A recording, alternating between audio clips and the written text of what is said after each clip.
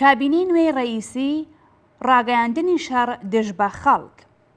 ئیبراهیم ڕەئیسی سەرۆک کۆماری دەستنیشان کراو لیستی کابینەی پێشنیاری خۆی بە مەبەستی وەرگرتنی دەنگی متمانە بۆ مەجلیسی شوڕای ئیسلامی نارد.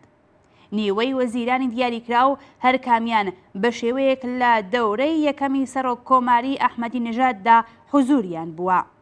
بەشی زۆری ئەم کابینەیە لە هێزی نظامی و ئەمنیەتی و کەسانی نزیک بە عەلی خامنەئی پێک هاتووە.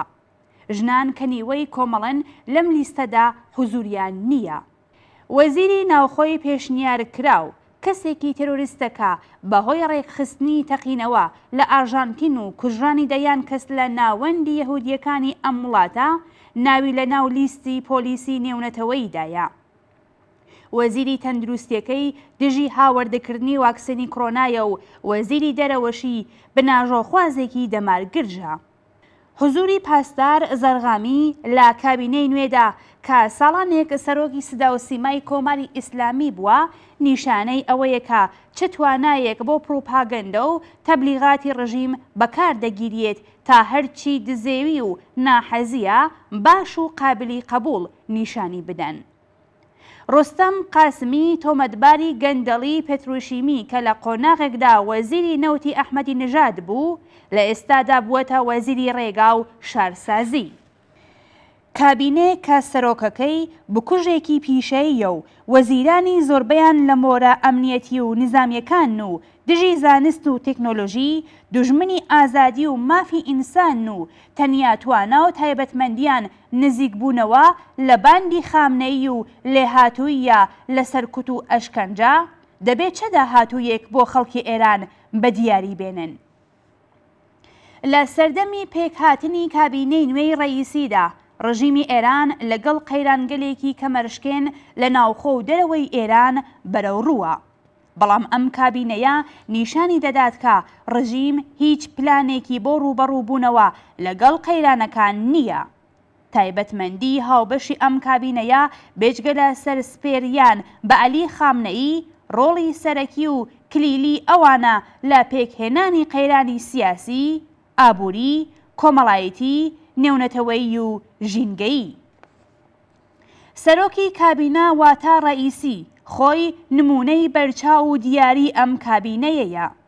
ناوبراو لە وەڵام بە چۆنیەتی قەتڵ و ئامی بەندکراوانی سیاسی لە ساڵی 1367 و حوزوری لە کومیتەی مەرگ کە ئێعدامی بەندکراوانی لێکەوتەوە نەتەنیا هیچ جۆرە پێناخۆشبوونێکی دەرنەبڕی بەڵکو بێشەرمانە وتی کە چاوەڕێی خەڵات و ستایشی ناوەندەکانی مافی مرۆڤە بە خاتری ئەم ئێعدامانە. کابینەی نوێ شوێنی کۆبوونەوەی کەسانێکە کە بە هەزاران بەندکراوی سیاسیان ئێعدام کردووە.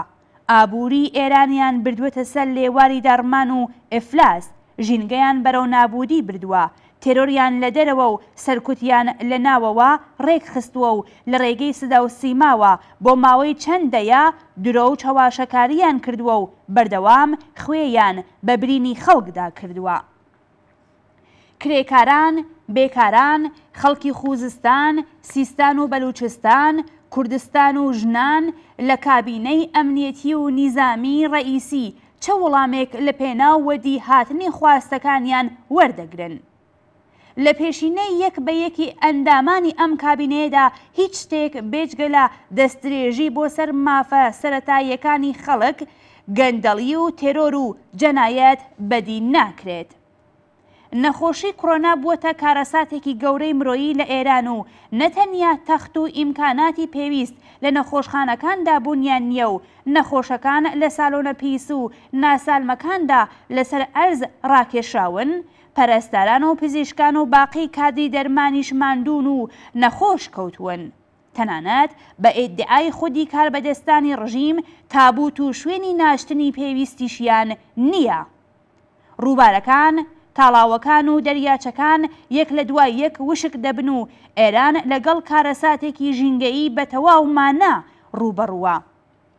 سەردارانی سپا و کاربەدەستە ئەمنیەکان کە خۆیان هۆکاری سەرەکی ئەم بارودۆخان لە کابینەی نوێدا چه وەڵامێکیان بۆ جەماوەری وەگیان هاتوو هەیە. ئابووری وڵات گەیشتوتە سەر لێواری داڕمانی کامڵ. هەزاران شێرکەت و ناوەندی بەرهەمهێنان دەرگاکانیان قوفڵ کراوە و جەماوێرێکی بەرین بێکارن و نەخۆش کەوتون. کشت و کاڵ و ئاژەڵداری لەگەڵ بێئاوی و وشکە ساڵی ڕوبەڕوویە. خەزینەی دەوڵەت بەتاڵە و داهاتی بەرهەمهێنانی نەوت زیاتر لە ڕابردوو بەهۆی ئاژاوەگێڕی موشەکی و ئەتۆمی لە ناوەوە و تێرۆریسم لە دەرەوە لەگەڵ کێشە و گرفت بەرەو ڕووە. کابینەی نوێ بۆ چارەسەرکردنی ئەو کێشانەی کە خۆی لە خوڵقاندنیاندا ڕۆڵێکی چالاکی بووە، وەک هەمیشە لە جیات دۆزینەوەی ڕێگاچارە بۆ کێشە و گرفتی خەڵک پەنادەبا بۆ حاشالێکردن و سەرکوت. ئینتەرنێت قەتع دەکەن و خاوی دەکەنەوە تا لە بڵاوبوونەوەی هەواڵی ڕاستەقینە ڕێگری بکەن. سەرکوت لە ناوخۆ و تێرۆر لە دەرەوەی وڵات پەرە پێدەدەن تا هێزەکانی خۆیان هان بدەن و خەڵکیش چاوترسێن بکەن. دەستەدەنە ئاژاوەگێڕی و خۆ هەڵکێشان لە ناوخۆ و دەخاڵەت لە کاروباری وڵاتانی ناوچەکە و بەهێزکردنی هێزە تێرۆریستیەکان. بەڵام کابینەی ڕئیسی کە لەگەڵ تووڕەیی و نەفرەتی خەڵک لە گشت دەستگای دەسەڵاتی ئیسلامی و بێزاری جەماوەری ملیۆنی لە دەستگای ڕوحانیەت و مەزهەب بەرەوڕوە، بە گومانی ئەوەی کە بە سەرکوت و تێرۆری زیاتر کێشەکان چارەسەر دەبێت، مشتێک مرۆڤ کوژی پیشەیی تێرۆریست، مۆرەی ئەمنیەتی و سیخۆر، پرۆپاگەندیست و تەبلیغاتچی لە دەوری خۆی کۆ کردوێتەوە و کابینەیەکی یەکدەستیان لە زمان لووسان و باوەڕمەندانی توندڕۆ و بە عەلی خامنەیی پێکهێناوە. دیکتاتۆر و ڕژیمە سەرکوتگەرەکان ئەوەندە لە دنیایەکی بەدوور لە واقعیەتدا دەژین کە تا تەخت و تاجەکەیان بەسەریاندا نەڕوخێت، دەنگی ناڕەزایەتی جەماوەری خەڵک نابیستن. حکوومەتی ئیسلامی دەسەڵاتدار لە ئێرانیش لەوەدا هیچ جیاوازیەکی نییە و کابینەی نوێی ئەم قاتڵە پیشەیە خۆی دەرخەری ئاشکرای ئەم مەسەلەیە. کرێکاران و جەماوەری وەگیان هاتووی ئێران ناڕازیان لە شوێنە جۆرە و جۆرەکانی ئێران هەوڵ دەدەن بە خواستی ڕەوا و ئینسانی خۆیان بگەن و بێگومان مەرجی وەدی هاتنی کامڵ و کەم ئازاری ئاوات و داخوازی ژنان، کرێکاران، بێکاران، کەمینە ئاینی و نەتەوەیەکان، ڕووناکبیران، نووسەران و هەموو توێژە کۆمەڵایەتیەکان بە زەبڵدانی مێژوو سپاردنی کابینەی نوێ و گشت نیزامی نەکبەتبار و کارەسات خوڵقێنی کۆماری ئیسلامیە.